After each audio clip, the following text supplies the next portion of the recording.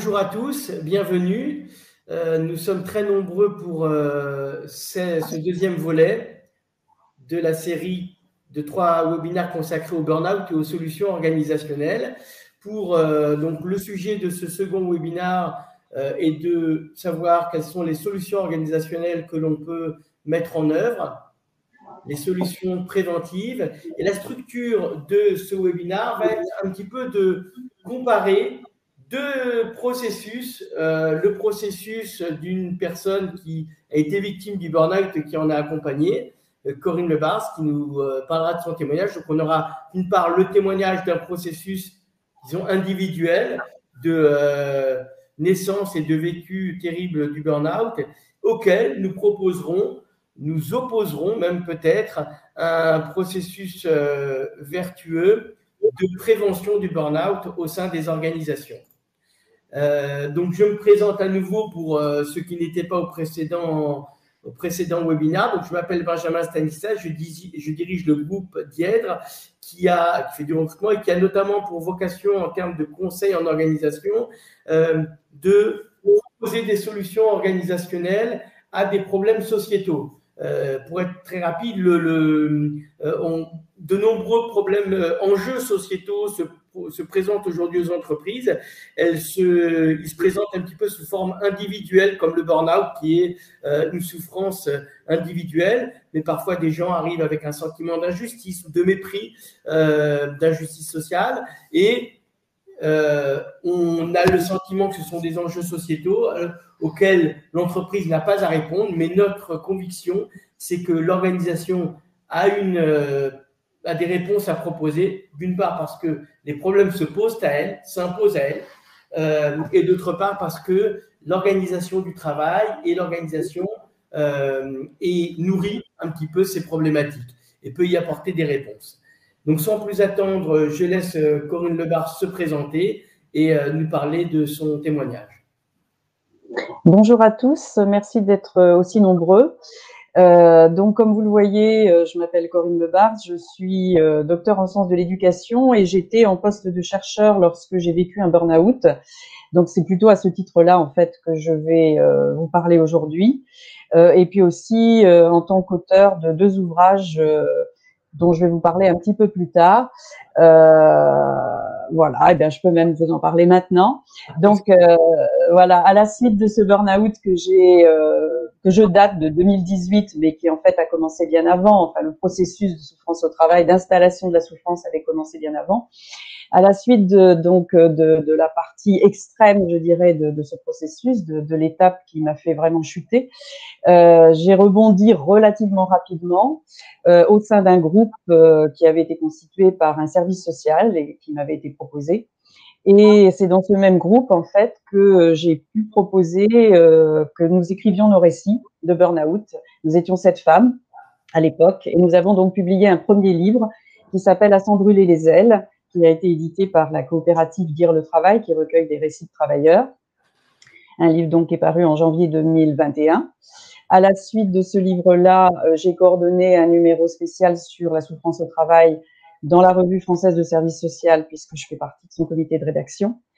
Et un second livre est sorti en janvier 2022, donc 1 an après le premier, qui reprend en fait pratiquement l'intégralité des 7 récits qui figuraient dans « À s'en brûler les ailes », mais qui a quand même un gros volume consacré effectivement au chemin de résilience que nous, les 7 femmes, avons pu réussir à prendre grâce à cette aventure d'écriture, mais grâce aussi à une association que nous avons créée en novembre 2020 pour venir en aide à d'autres personnes victimes du burn-out.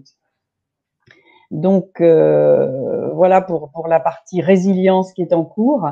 Et puis, je vais revenir un petit peu en arrière pour vous faire partager, en fait, le vécu du burn-out qui a été le mien, mais qui a été aussi celui des autres femmes avec lesquelles j'ai écrit ces livres, et également le chemin que parcourent les maintenant plus de 30 adhérents que nous avons dans notre association et qui témoignent, en fait, d'étapes tout à fait similaires, malgré des origines professionnelles, des âges, etc., tout à fait divers et variés. Alors, concernant le processus du burn-out et les différentes étapes par lesquelles nous passons, Peut-être qu'on peut passer à la diapositive suivante, voilà, dont on a fait la synthèse avec Benjamin. Il faut d'abord se dire que la personnalité du salarié, du travailleur, n'est pas tout à fait étrangère à ce qui se passe. C'est-à-dire que on a quand même remarqué, et c'est décrit par tous les spécialistes de la souffrance au travail, que nous étions tous des personnes avec une personnalité de bosseur, de consciencieux, de perfectionniste, et avec un idéal du travail qui faisait que on avait tendance à ne pas faire attention à l'apparition justement des premiers symptômes de la souffrance au travail et à continuer à travailler et même à travailler encore plus pour justement prouver que nous étions des bons professionnels. Et c'est là en fait que tout a commencé. C'est-à-dire en gros, on va dire le fumiste qui est assis à côté du radiateur a rarement le parcours d'un burn-out, d'un burn-outé. Et effectivement, à ce moment-là, quand on est dans ce combat, parce qu'il s'agit vraiment d'un combat, c'est la pensée, ce que Benjamin appelle la pensée opératoire qui s'impose. Je vais lui laisser en dire quelques mots puisque c'est lui qui a amené ce concept. Oui, alors la pensée opératoire, en fait, est une observation qu'ont faite deux psychanalystes psychosomaticiens, Pierre Marty et Michel Demuzan, dans les années 60, où ils ont constaté que certains de leurs patients avaient des échanges qui étaient complètement collés à la réalité, décorrélés du corps, donc bien qu'ils étaient malades, n'arrivaient pas à exprimer des choses autres que très utilitaires. Et c'est ce qu'on retrouve. Et donc, d'une part, il y a une absence de pensée symbolique, une absence de partage d'émotions. Et donc, quand on ne parle que de ce qui est utilitaire, que de ce qui a trait au travail, eh bien, on ne parle pas de son corps et on le rend d'autant plus vulnérable. Il y a deux choses qui me semblent intéressantes dans ce concept-là. C'est le premier, c'est que effectivement, c'est un petit peu ce que l'on retrouve visiblement chez ceux qui témoignent de leur burn-out. C'est un moment d'être complètement dans le travail, mais c'est aussi une forme de gestion du travail qui s'impose aux entreprises où on est complètement focus, je prends le terme exprès, focus sur les objectifs, sur l'achievement, etc. Et donc, on en oublie de parler de certaines choses qui ont trait au corps et ce qui le rend d'autant plus vulnérable. Voilà pourquoi la pensée opératoire s'impose de part et d'autre, tant du côté de la victime que du côté de l'organisation. Alors du coup, effectivement, comme vient de le dire Benjamin, on ne fait plus du tout attention à soi. En tout cas, on ne se regarde plus que comme travailleur et pas comme personne. Et on oublie tous les petits signaux effectivement qui apparaissent à ce moment-là, et on finit par avoir des comportements assez peu respectueux de soi-même dans le travail, puisque on a tous pu se dire qu'on n'avait plus de pause, on n'allait même plus aux toilettes dans la journée parfois, on attendait le soir pour pouvoir y aller, on emmenait du travail le soir, on emmenait du travail le week-end, on avait un mal fou à prendre nos congés annuels, quand on avait un arrêt de travail, on revenait avant la fin de l'arrêt de travail, etc., etc. Et ces comportements peu respectueux de nous-mêmes, ils étaient parfois encouragés par les hiérarchies et par l'organisation, voire de temps en temps même suscités par l'organisation elle-même, parce que finalement, c'est assez confortable, bien sûr, pour la hiérarchie, pour les managers et pour l'ensemble de l'entreprise, d'avoir des personnes qui travaillent beaucoup, qui en général travaillent plutôt bien, qui ont le souci du travail bien fait en tout cas, et donc on va rarement leur dire de ne plus faire de pause, de ne plus fournir le travail demandé, de ne pas dépasser les horaires, etc., etc. Donc il y a quelque chose qui se nourrit, qui s'alimente. Évidemment, pendant ce temps-là, la souffrance augmente. La personne se sent effectivement pas écoutée, du coup, bien entendu, par son entourage professionnel, ce qui fragilise les relations qu'elle a au travail. Alors, elle a l'impression que son organisation profite, entre guillemets, d'elle, ne la soutient pas en tout cas. Les collègues, parfois, essayent d'apporter leur soutien, mais le font de façon maladroite, ne comprennent pas très bien ce qui arrive, se sentent un peu démunis, ou donnent des conseils qui tombent complètement à côté. Et donc, il y a une sensation d'être seul un peu partout, en fin de compte, et au travail avec ses collègues, avec ses managers, et parfois chez soi en même temps, quand on ramène les problèmes du travail à la maison. Et donc, on finit par éprouver un sentiment d'extrême solitude. Et puis tout d'un coup, au bout de souvent plusieurs années, souvent plus longtemps que l'on ne croit, le corps dit non parce que le cerveau a refusé de le faire. Et donc, les douleurs qui étaient déjà existantes, nombreuses et variées, alors on a mal aux épaules, aux mâchoires, on a des maux de tête, on a des troubles du sommeil, on mange plus du tout comme il faut et donc on s'amaigrit ou au contraire on prend beaucoup de poids, etc., etc. Toutes ces douleurs-là qui s'étaient accentuées, à un moment donné, elles font place en fait à quelque chose d'extrêmement violent qui peut ressembler à un infarctus, qui peut ressembler, me concernant, à un AVC. Il y a des gens qui décrivent des situations tout à fait étonnantes. Ils tombent de leur lit, ils ne peuvent plus se lever. Ils sont coincés dans leur escalier. Enfin, des choses vraiment qui paraissent tout à fait exagérées, mais qui sont le témoin d'une brûlure, hein, du burn-out extrême. On se consume de l'intérieur. Et puis, parallèlement, on commence à avoir des troubles cognitifs. Donc, on oublie plein de choses, on perd plein de choses. Moi, j'ai perdu mes clés, mes timbres, mes cartes d'identité successives, etc. On finit aussi par ne plus pouvoir faire des choses qu'on aimait faire, comme par exemple, beaucoup d'entre nous disent avoir perdu le goût de la lecture et la capacité à lire et à se concentrer sur la lecture. Donc, il y a tout un faisceau comme ça de troubles très importants, violents, qui apparaissent à ce moment-là quand on n'a effectivement pas suffisamment écouté son corps. Je continue. Voilà ce que je peux dire pour l'instant du déroulement du burn-out. Donc, quelques mots juste pour dire, et puis après je cède la parole à Benjamin, qu'effectivement dans cette relation au travail, les choses se cristallisent nécessairement un peu dans la relation au manager, hein, évidemment, et que là il se passe des choses qui sur le plan des émotions sont extrêmes. Donc je vais laisser la parole à Benjamin pour décrire un peu ce vocabulaire que moi j'ai employé et que j'ai entendu employer par beaucoup de gens ayant souffert d'un burn-out. Oui, alors le premier point quand on essaie de faire de la recherche et de l'intervention, c'est évidemment d'écouter les gens et d'avoir écouté Corinne, d'avoir lu ce qu'elle a écrit, d'autres écrits, et puis peu à peu, depuis un peu plus d'un mois, d'avoir écouté énormément de personnes. Ce qui saute aux yeux, c'est un verbatim qui est complètement hors champ, c'est-à-dire qui ne correspond pas à la réalité du travail. On entend parler de lune de miel, de déception amoureuse. On recherche dans l'entreprise le mythe fondateur. On décrit la relation managériale comme une relation paternaliste. On parle de déni du corps. On est en recherche de protection. Donc, on voit qu'il y a comme une forme d'excès déjà dans ce qui est décrit et dans ce qui est vécu finalement.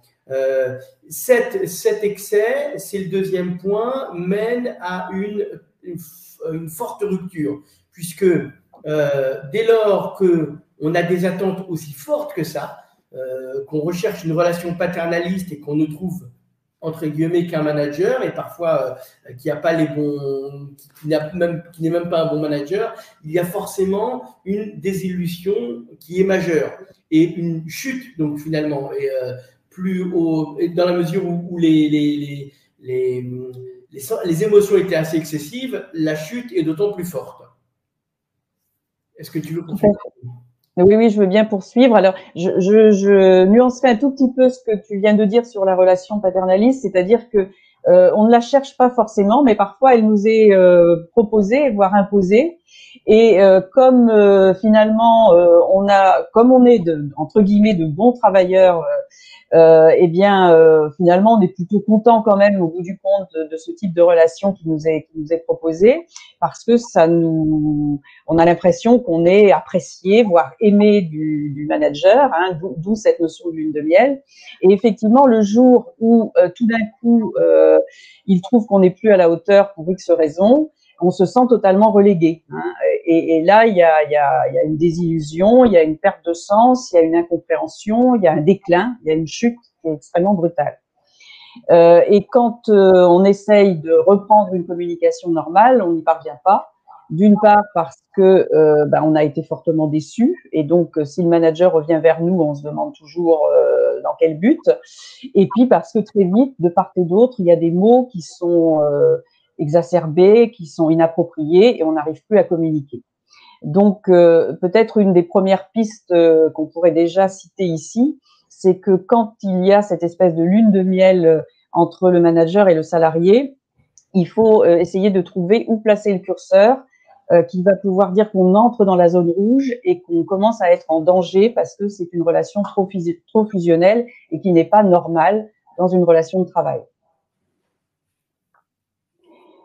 Et puis ensuite, je veux bien que effectivement, tu passes au style de management. Ce qu'on a repéré avec les collègues de l'association, c'est qu'il y a quand même 3 types de management auxquels il faut faire particulièrement attention. Alors bien sûr, celui qui est le plus évident, c'est le management harcelant. Je dirais qu'il est plus facile à identifier en théorie, même s'il y a des mécanismes de harcèlement qui sont très sournois, où là, on est dans le dénigrement de la personne et de son travail, et souvent d'ailleurs de la personne en premier. Et après, il y a 2 types de management qui pourraient paraître plutôt du management satisfaisant, bon, qui est ce que on a appelé ici le management distant et responsabilisant d'abord, qui est un management en fait qui se dédouane, c'est-à-dire qu'on donne beaucoup d'autonomie aux salariés, qui dans un premier temps est plutôt fier parce qu'il se dit qu'on lui fait confiance, et puis au moment où il y a des difficultés qui apparaissent, eh bien, du fait de cette grande autonomie qu'on lui a laissée, on reporte les difficultés sur lui et on le renvoie en permanence à son manque d'organisation, sans remettre en question l'organisation elle-même et les relations sociales au travail. Et puis, il y a une forme de management peut-être encore plus subtile, qui est ce management qu'on a appelé pseudo-bienveillant, mais que j'appelle des fois néo-paternaliste, où là, l'entreprise est présentée par le directeur, souvent, comme étant une grande famille, où donc la personne en charge de l'entreprise incarne complètement cet objet de l'entreprise. Il y a une forme de culte de la personnalité.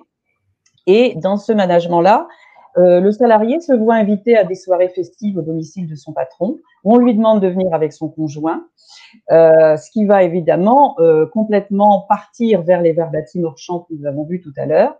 Et dans ce cas-là, si un salarié n'adhère pas ou n'adhère plus, ça va être celui qui trahit en fait et qui finalement ne prend pas cette gentillesse du patron, qui l'invite à côté de sa piscine, etc., etc. Et on voit bien que dès qu'il y a un problème qui se manifeste, la personne est très enfermée parce qu'elle est un peu la copine du patron, on lui tape dans le dos, on l'invite, elle boit des cocktails avec le patron. Et donc, c'est très difficile du coup de pouvoir poser les problèmes quand ils se présentent. Bon, ce que je pourrais dire, oui. Je te laisse continuer.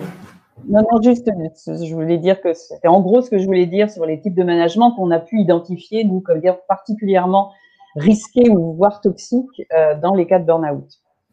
Donc, il y a une difficulté. Alors, je rebondis un petit peu. Déjà, ce qui montre bien que il y a des managements qui sont extrêmement toxiques, mais même ceux qui tentent maladroitement, intentionnellement ou moins intentionnellement d'encadrer les émotions, parfois ne produisent que des effets très nuisibles. Donc, l'intérêt, c'est d'essayer de prendre un petit peu de hauteur. Alors, justement, ce qui est en jeu, ce que l'on voit, la porte d'entrée dans le traitement du burn-out, c'est la relation. C'est la relation managériale, c'est la relation toxique. Mais il faut comprendre que le lien managérial, ce n'est qu'un petit rouage, d'abord qui est très contraint et qui est parfois isolé.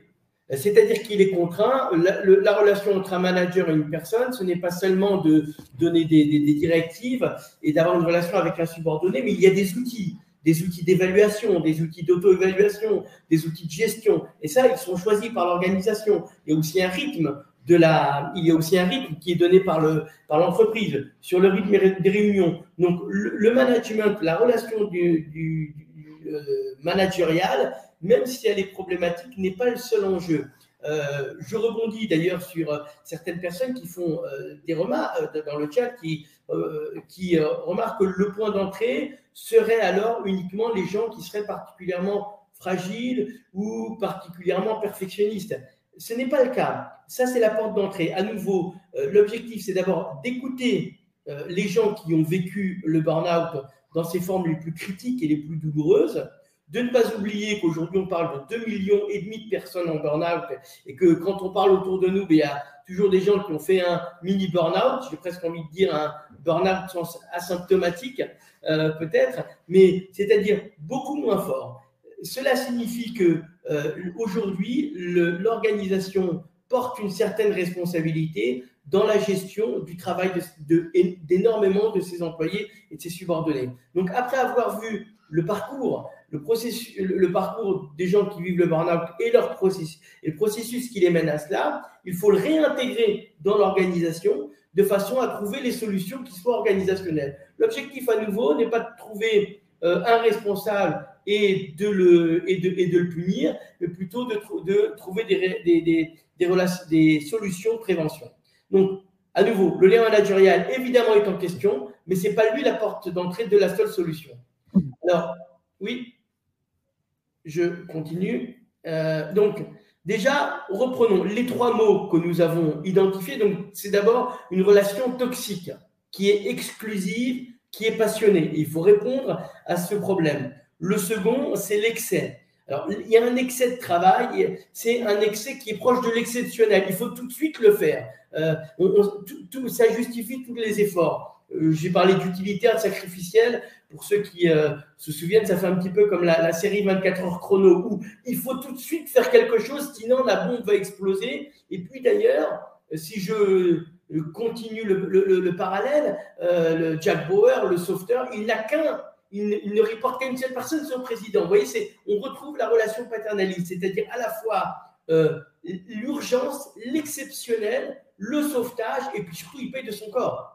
Et il paye de son corps. Et donc, c'est justement ça qu'il faut éviter. Ça fait bien dans une série, ça fait beaucoup moins bien dans le vécu. Et puis ensuite, il y a les dénis de la souffrance. Alors, effectivement, Corinne et les gens qu'on écoute parlent du déni de leur propre souffrance, mais ce que l'on constate, c'est qu'en fait, cette souffrance est aussi niée par l'organisation. C'est-à-dire que quand on voit quand on parle à des DRH, et j'ai eu depuis maintenant 1 mois et beaucoup d'échanges avec des DRH, des directeurs généraux d'entreprise,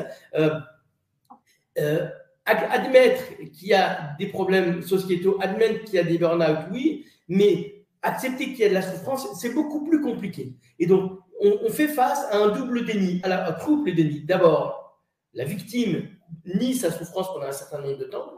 Son entourage professionnel le nie aussi, ou en tout cas ne constate pas les différences de poids, ou alors pense que c'est peut-être saisonnier, mais ne s'en inquiète pas plus que ça. Et derrière ça, l'organisation aussi nie complètement la souffrance de ses employés, et par là, elle nie sa propre souffrance. Une organisation qui ne voit pas que les employés souffrent, elle nie sa propre souffrance et elle oublie de se transformer. Donc, pour cela, il y a trois solutions. Alors, la solution à la relation toxique. La relation toxique est entre une personne et son manager. Et cette relation toxique commence par une lune de miel, arrive par une déception. L'objectif, c'est de déplacer la relation. Il y a un attachement qui est absolument nécessaire entre une personne, son organisation, son entourage, son travail, les valeurs qu'elle accorde à son travail. Et pour cela, il faut réintégrer les émotions dans le champ professionnel, et c'est-à-dire afin de remplacer les émotions personnelles, individuelles et qui brûlent de l'intérieur. Donc, en réintégrant des valeurs dans l'entreprise. Deuxième point, en rappelant qu'il y a un récit de l'entreprise, qu'elle a une histoire, que les actions quotidiennes qu'on met en œuvre ont un sens, ont une certaine valeur, sans trop les enjoliver, sans en faire une idéologie. Ça permet de procurer les émotions nécessaires à la satisfaction du travail, à la capacité professionnelle de chacun d'entre nous, de façon à ce qu'il n'ait pas besoin d'investir ses propres émotions individuelles et de s'y brûler. On peut donc, plutôt que d'avoir une relation toxique entre une personne et son manager, et cette relation toxique se brûlant d'elle-même parce qu'il n'y a pas de porte de sortie, la porte de sortie qui est offerte, c'est de recréer une relation avec l'entreprise. Ça n'a l'air de rien, ça a l'air évident, mais dans la mesure où il y a énormément d'outils gestionnaires qui n'offrent plus beaucoup d'émotions, qui ne permettent plus d'exprimer les émotions, alors il y a cette nécessité de les dire de façon très, très violente.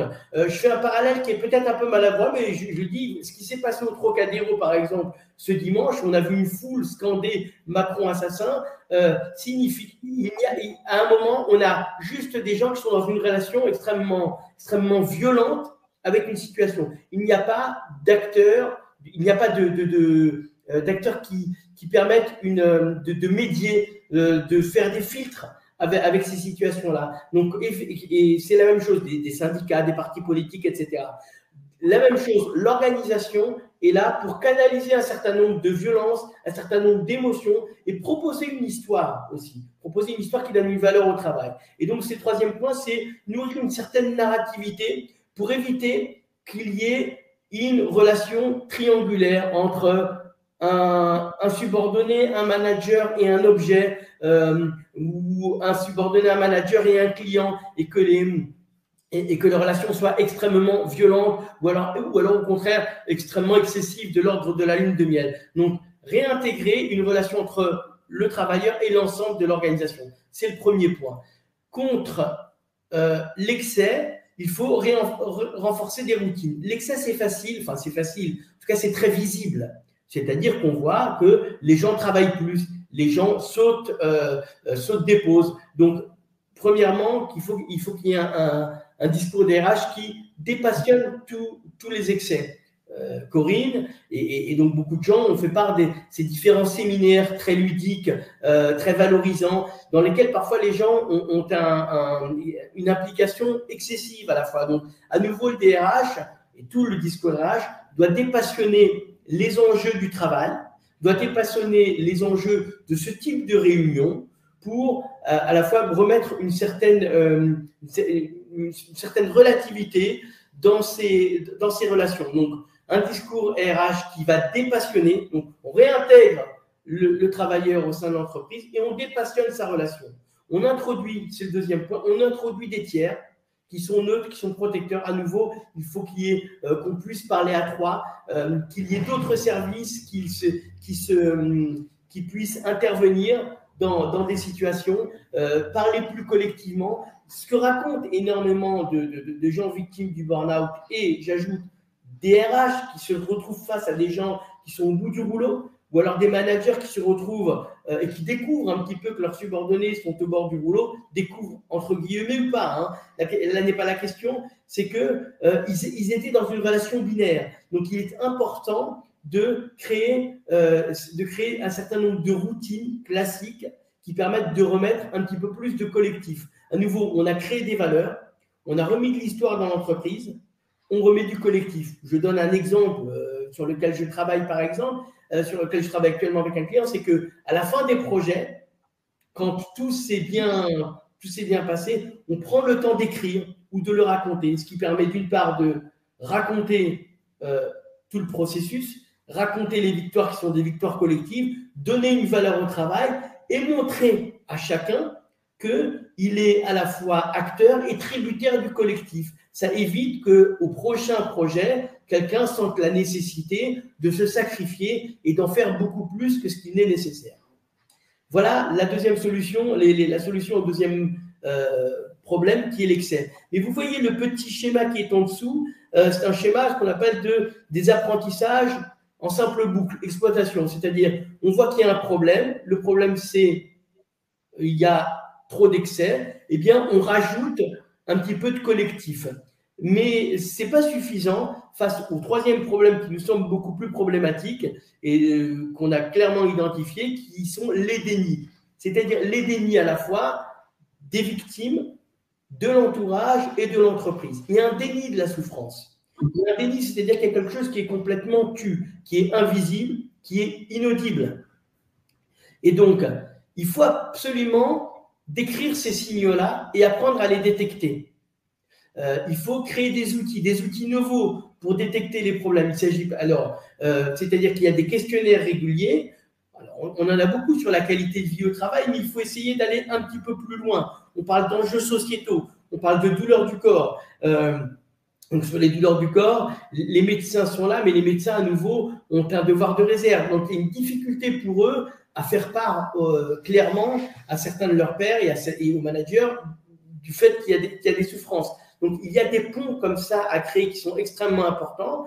Pour comprendre quels sont les signaux, il y a aussi d'autres choses que les simples questionnaires. C'est un accès à des représentations sociales sur comment va l'entreprise, quel est mon projet dans l'entreprise, comment je me projette, avec quel bonheur, avec quelle perspective. Et quand on peut creuser, non pas directement sur les souffrances, mais sur la façon dont les gens se projettent dans l'entreprise et la façon dont ils entrevoient dont ils considèrent leur travail, alors on a à nouveau un nouveau verbatim, des nouveaux signaux et qui nous permettent de mobiliser de nouveaux acteurs. À nouveau, on est toujours sur le collectif, parce que, pas pour le mot qui est très joli, mais parce qu'il faut dépassionner une relation, détoxiciser la relation au travail pour y mettre une autre valeur. La valeur, on la voit dans le dernier cadre à gauche, c'est toutes les valeurs de l'entreprise.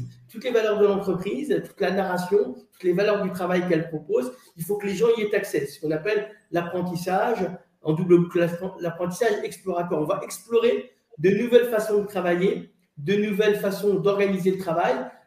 Ça ne doit pas chambouler l'entreprise de fond en comble, mais en revanche, le fait de tenir compte du fait qu'il y a des enjeux sociétaux très importants, que beaucoup de gens sont abîmés, ont vécu des épreuves de la vie, arrivent avec certaines fragilités d'une part, mais que d'autre part, les outils managériaux fragilisent d'autant plus et ne permettent pas d'avoir une relation apaisée au travail. Ça, c'est une prise de conscience qui permet d'avoir de nouveaux apprentissages. Et donc, le dernier point, c'est apprendre à se saisir d'une situation. Beaucoup de gens me disent, alors donc, quand on parle pas seulement aux victimes, mais c'est important, ça s'appelle le 360 dans les tests de personnalité, mais aux gens qui ont été à côté des victimes du burn-out, mais qui ne s'en sont pas aperçus. Donc, on ne parle pas des managers, on parle d'une relation de travail. On me dit, mais elle a perdu du poids, soudain, je pensais qu'elle faisait un régime, ou elle a pris du poids, je me disais qu'elle avait arrêté le sport. Donc, vous voyez, il y a un déni. Non, alors que les gens n'ont pas les moyens de se saisir pleinement d'une situation, et c'est-à-dire de se mêler concrètement et de devenir quelqu'un qui aide. On ne s'en sent pas la légitimité, on n'est pas sûr d'avoir les mots, on n'est pas sûr d'avoir la bonne réaction, on n'est pas sûr d'être la bonne personne, et ça c'est extrêmement important, donc d'apprendre face à ce déni à constater qu'il y a une vérité, constater qu'on peut intervenir. Voilà les trois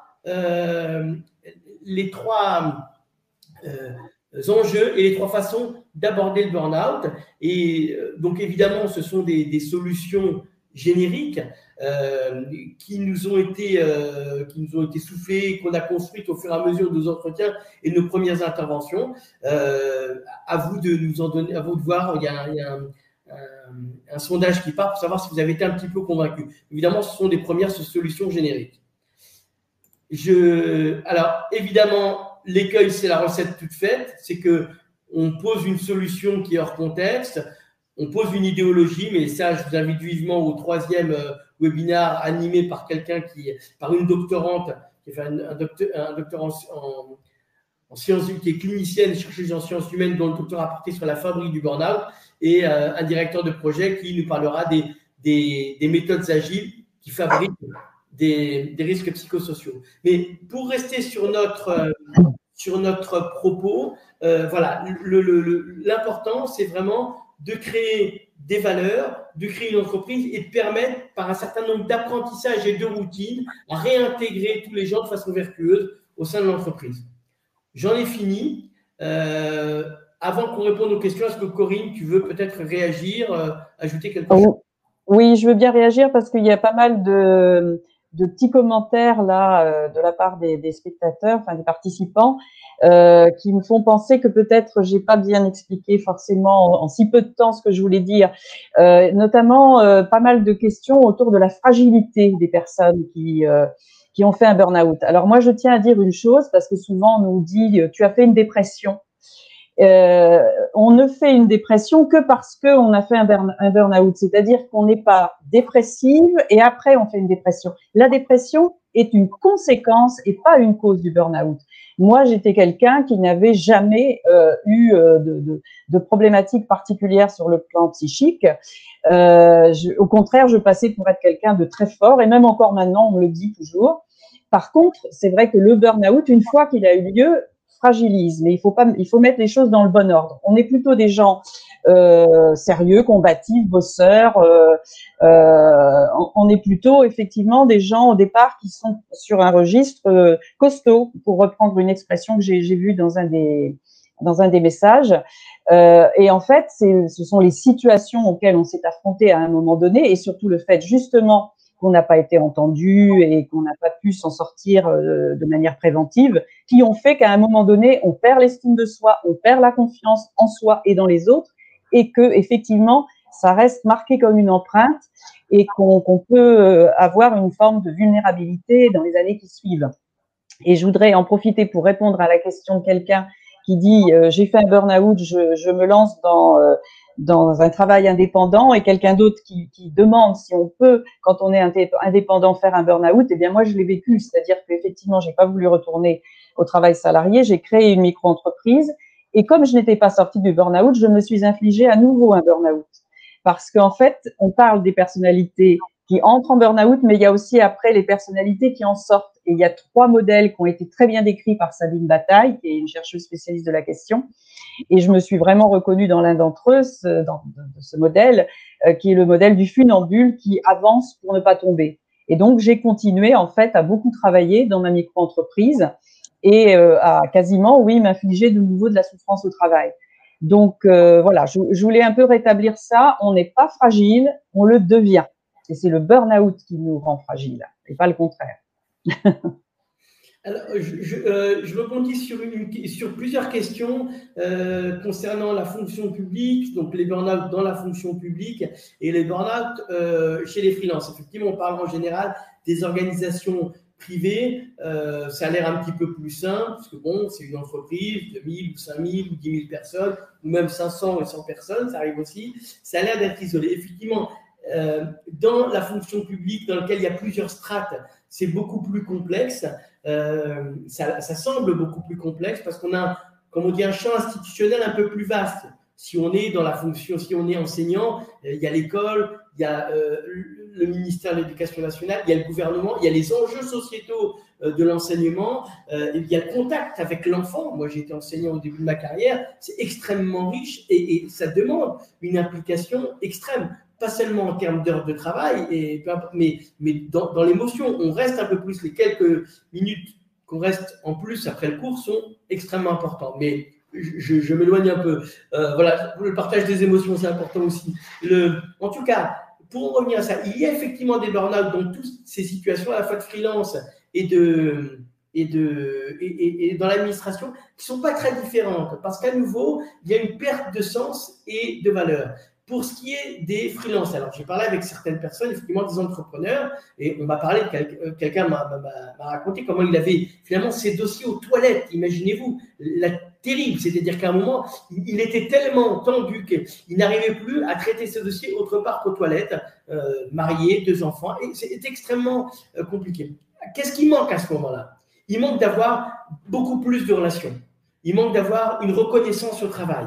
Cette reconnaissance se fait par la famille, cette reconnaissance se fait aussi par d'autres personnes. Alors, quand les clients sont mécontents, les clients payent mal, les fournisseurs ne fournissent pas le travail attendu, effectivement, on se sent complètement dévalorisé. Il est absolument nécessaire de se reconstruire un environnement socio-professionnel qui va soutenir et de trouver en échangeant avec ses proches, la famille ou d'autres, une valeur et un objectif à son travail.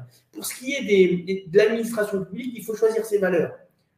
Et il y a, mais je ne veux pas faire porter la responsabilité uniquement sur l'individu, mais il y a effectivement un certain nombre de messages qui nous sont envoyés, charge à chacun d'entre nous de construire peu à peu une relation vertueuse avec notre employeur, avec celui qu'on suppose être notre employeur. Et c'est la même chose chez les infirmiers, les infirmières, les professions sociales, mais Corinne pourra en parler bien mieux que moi. Qui est le patron? Quel est l'objectif d'un médecin? Soigner, répondre à l'injonction du directeur de l'hôpital, répondre à l'injonction du ministre de la Santé et de la Santé publique. Les objectifs sont très complexes, sont parfois opposés, et il est important, en échangeant et en retrouvant un canevas un petit peu plus vertueux, mais ça, les organisations au niveau humain peuvent le faire, pour retrouver les valeurs et les replacer. On peut faire descendre des valeurs d'un ministère, d'une administration, même de la Constitution, si on parle du droit à la santé, on peut les faire descendre, mais après, il faut leur donner une narrativité au sein de l'organisation. Un hôpital, puisque j'en ai étudié, un hôpital ne peut pas seulement dire je soigne. Nous soignons parce que nous devons la santé. Et s'en remettre, j'exagère un petit peu au serment d'Hippocrate, mais il y a aussi toute une narrativité de l'hôpital. Comment on en est arrivé là? Quelles sont les nouvelles pratiques? Quels sont les nouveaux enjeux? Voilà comment on recrée une narrativité à un certain périmètre, sur un certain périmètre. Voilà. C'est la question qui était posée. Est-ce qu'il y a d'autres je veux bien rebondir, oui, sur ce que tu viens de dire par rapport à des questions que j'ai aperçues. On n'a pas tellement abordé, même si tu viens un petit peu de le faire, les types de professions qui sont un peu plus concernées par le burn-out. Et tu as parlé de la santé. En gros, il y a la santé et le travail social, hein, qui sont vraiment les deux univers qui sont les plus exposés. Pourquoi? Et ça, quelqu'un l'a dit tout à l'heure dans son message, parce que là, on est dans une application qui a à voir avec l'idée d'une mission, d'un engagement, de sauver des gens, que ce soit sauver des jeunes toxicomanes, que ce soit aider des personnes âgées à ne pas tomber dans la dépendance, etc., etc. Donc, en même temps, je réponds à une autre question autour de la systémie, du coaching systémique, parce que, en fait, ce qu'il faut se dire, c'est que dans un burn-out, on est dans quelque chose de l'ordre d'un système. Il y a effectivement des métiers, et ceux que je viens de nommer sont particulièrement exposés. Il y a des personnes, et les personnes qui sont les plus engagées peuvent être aussi à certains égards les plus exposées à certains moments, mais elles peuvent aussi être privilégiées pendant de nombreuses années. Moi, ça a été mon cas, hein. J'ai eu un rapport au travail tout à fait passionnant et formidable pendant très très longtemps. Il a fallu un gros grain de sable pour que tout se mette à dérailler. Et puis, il y a le troisième pôle de ce système qui est ou l'organisation quand elle est mal fichue, mal structurée, ou éventuellement une personne, en l'occurrence qui peut être un membre de la direction ou un N+1, qui va être dans une forme de mauvais traitement vis-à-vis des personnes. Et là, il va y avoir un système effectivement qui va se nourrir, c'est-à-dire que la force de la mission est très prégnante, la personnalité du salarié qui est très engagé va faire qu'il va pas du tout lâcher l'affaire et il va se trouver en but à une organisation ou à un manager qui va à certains égards le malmener. Et là, on est effectivement dans la prise en compte de tout un système. Donc moi, je réponds oui à la personne qui a posé cette question. Oui, il faut absolument se dégager de l'idée qu'il n'y aurait qu'un coupable, qui pourrait être le salarié ou qui pourrait être le manager. En fait, c'est un ensemble de causes qu'il faut trouver et qui viennent s'alimenter les unes les autres. Oui, l'idée qu'il y a un coupable, moi, me fait penser à un livre d'anthropologie qu'a écrit Didier Fassin il y a une dizaine d'années, qui s'appelle Punir, une passion française, si mes souvenirs sont bons. On a l'idée que dès qu'on a puni, on a résolu le problème. Alors, c'est bien, on désigne un responsable, en plus, on le punit. Alors, moi, j'ai vu souvent des licenciements, le manager harceleur, dès qu'on le découvre, on l'identifie, et on le punit. Mais en faisant cela, on se dédouane. En faisant cela, l'entreprise dit, bah, ça y est, j'ai réglé le problème.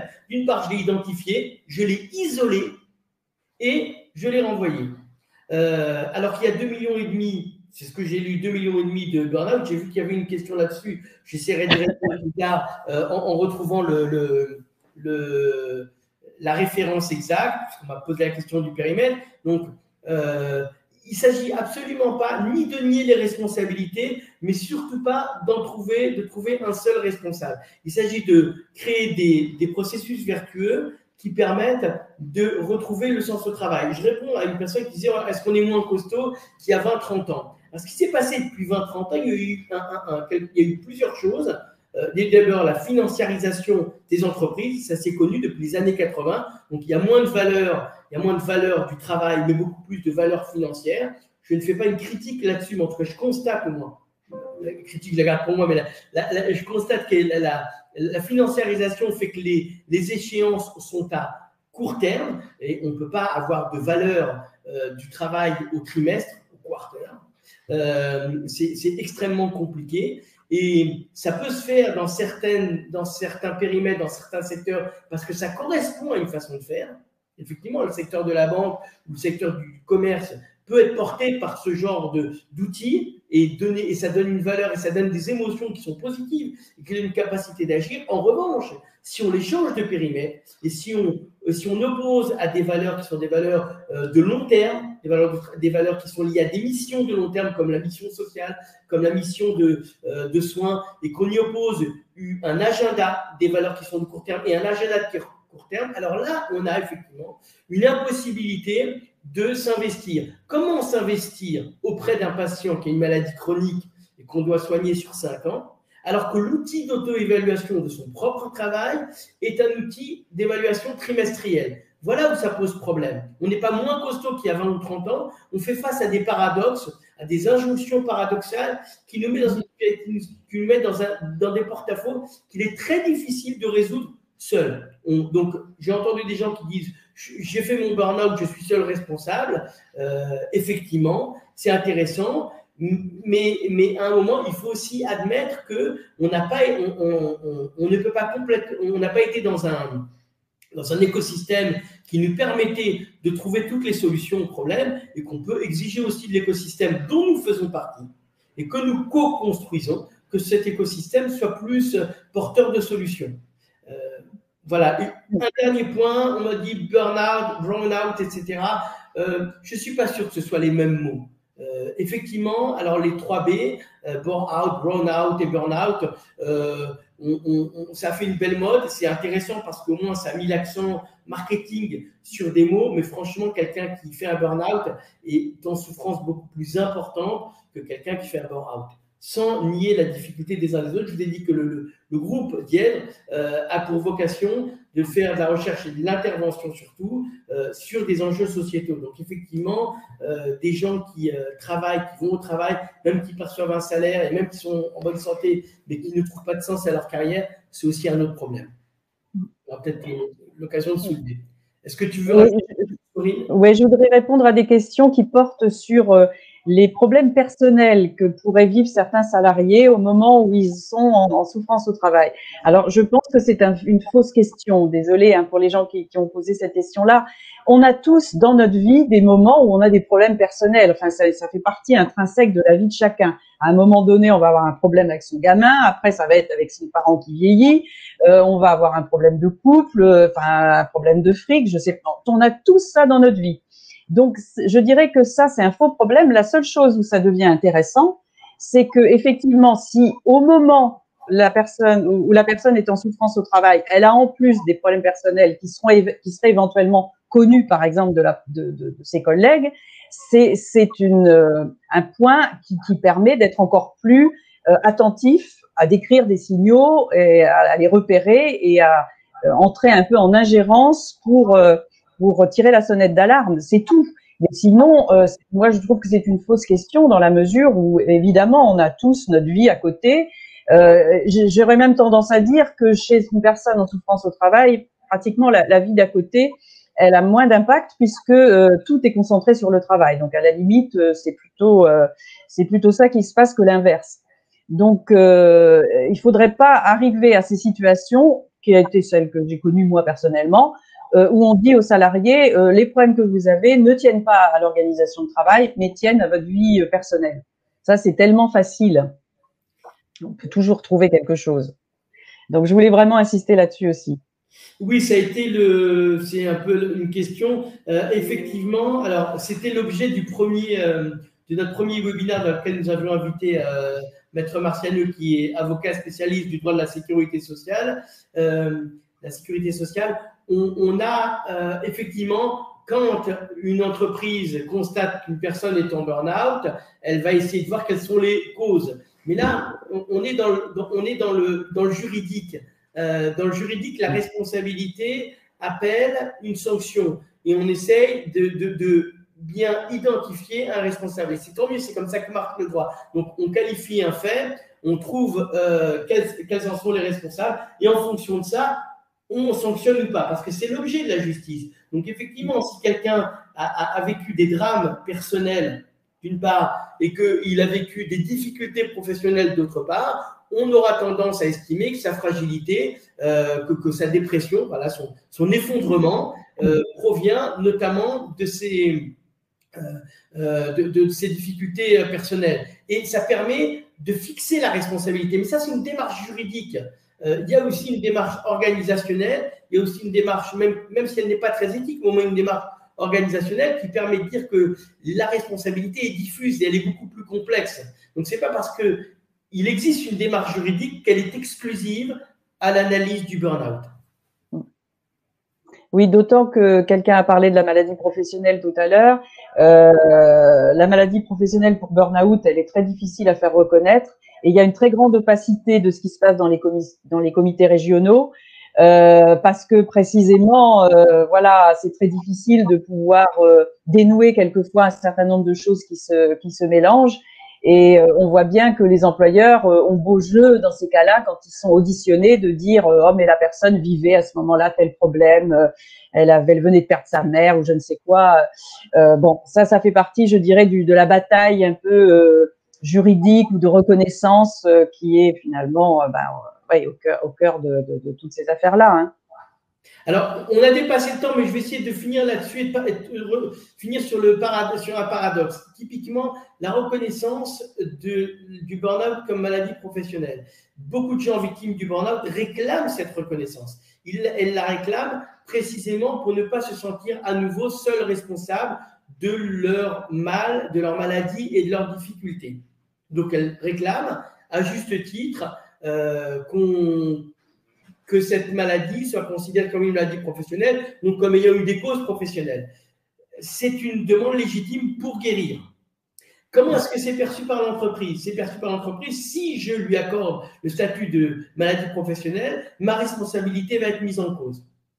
Et dans ces cas-là, je risque des sanctions importantes. On l'a précisé dans le premier webinaire et dans des articles. Donc, des sanctions, c'est-à-dire des sanctions financières importantes.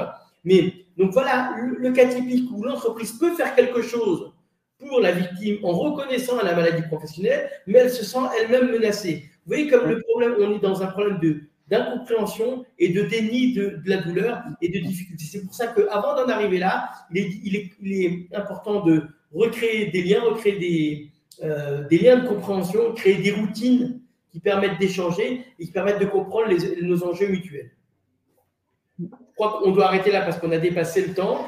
Je remercie à tout le monde d'y avoir participé. On va essayer de toute façon, vous pouvez nous poser des questions et on essaiera d'y répondre rapidement, de répondre aux questions qui ont été posées par le chat. Et puis, on a une newsletter qui va être poursuivie, qui nous permettra de continuer à échanger. Je vous remercie à tous d'y avoir participé et d'être restés aussi longtemps. Bonne journée. Merci de m'avoir invité. Au revoir. Merci Corinne.